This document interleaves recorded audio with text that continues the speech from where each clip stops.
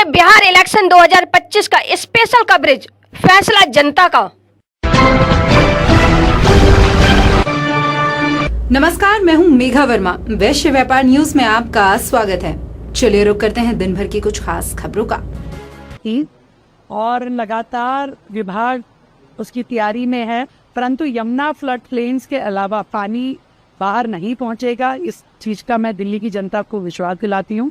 ये दिल्ली है, देश की राजधानी। दिन में चमकती रोशनी और रात में भागती जिंदगियों की कहानी, लेकिन इस बार कहानी कुछ और है। इस बार ये राजधानी रो नहीं रही बल्कि डूब रही है। यमुना दिल्ली की संस्कृति और ऐतिहासिक पहचान अब संकट का कारण बन चुकी है। नदी का जल स्तर हर घंटे बढ़ रहा है और इसके किनारे बसे यमुना बाजार, राजघाट, कश्मीरी गेट और ITO जैसे इलाके जल प्रलय के साए में आ चुके हैं।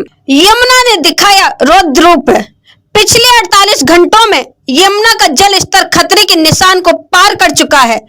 अनुमान के मुताबिक हर घंटे जल स्तर में 2 से 3 सेंटीमीटर की बढ़ोतरी हो रही है। इसका सीधा असर उन इलाकों पर पड़ा है जो यमुना के किनारे बसे हैं, खास तौर पर यमुना बाजार, जहां हालात बेकाबू हो गए हैं। कई घरों में पानी घुस चुका है, दुकानें बंद हैं और लोग सुरक्षित स्थानों की तलाश में हैं। आइए देखते हैं प्रशासन की तैयारी। दिल्ली प्रशासन और NDRF की टीमें लगातार रेस्क्यू ऑपरेशन में लगी हुई हैं। लोगों को नावों और ट्रैक्टरों की मदद से निकाला जा रहा है। कई स्कूलों को राहत शिविरों में बदला गया है, लेकिन सुविधाएं अब भी नाकाफी है। बिजली काट दी गई है, मोबाइल नेटवर्क बाधित हो गया है और खाने पीने का सामान भी धीरे धीरे खत्म हो रहा है। क्या कर रही है प्रशासन? आइए दिखाते हैं कि रेखा गुप्ता ने आखिर क्या कहा। इसमें डाउट नहीं है, हथनी कुंड से जो पानी छोड़ा गया 3 लाख क्यूसिक, वो मतलब 72 घंटे की एवरेज रहती है पानी पहुंचने की, और लगातार विभाग उसकी तैयारी में है। जितना पानी, हमारी इतनी तैयारी है विभाग की कि जितना पानी पीछे से आएगा उतना पानी आगे निकल जाएगा।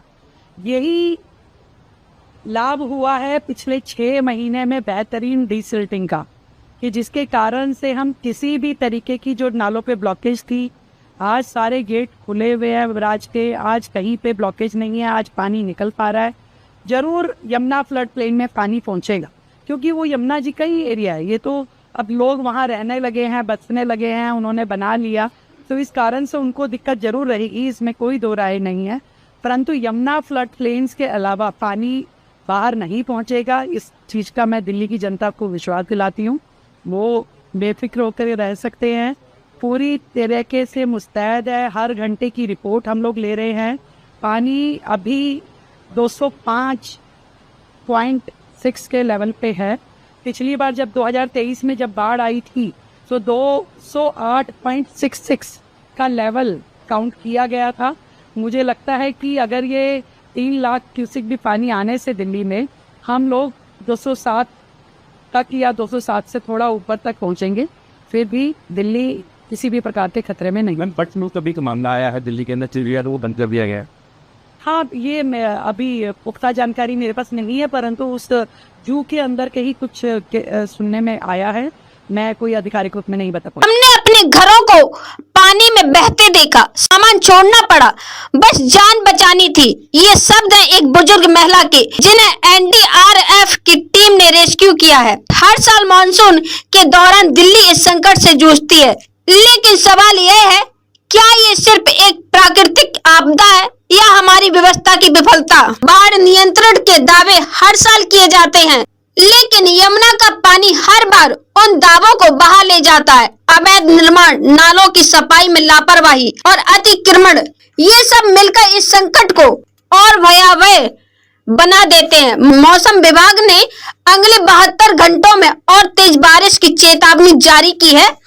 ऐसे में जल स्तर और बढ़ने की संभावना है। प्रशासन अटल पर है, लेकिन सीमित संसाधनों के साथ हालात को संभालना बेहद चुनौतीपूर्ण होता जा रहा है। अगर आप दिल्ली में हैं, खासकर यमुना के आसपास के इलाके में, तो सतर्क रहें। पानी भरे इलाकों में जाने से बचें, अफवाहों पर भरोसा न करें और प्रशासन की सलाह का पालन करें। जरूरतमंद लोगों की मदद करें, क्योंकि इस समय इंसानियत सबसे बड़ी जरूरत है। ये सिर्फ खबर नहीं है, ये सच्चाई है जो शायद आपको परेशान करे, लेकिन सच जानना जरूरी है। दिन भर की ताजा तरीन खबरों में फिलहाल मेरे साथ इतना ही। आप देखते रहिए वैश्य व्यापार न्यूज। नमस्कार।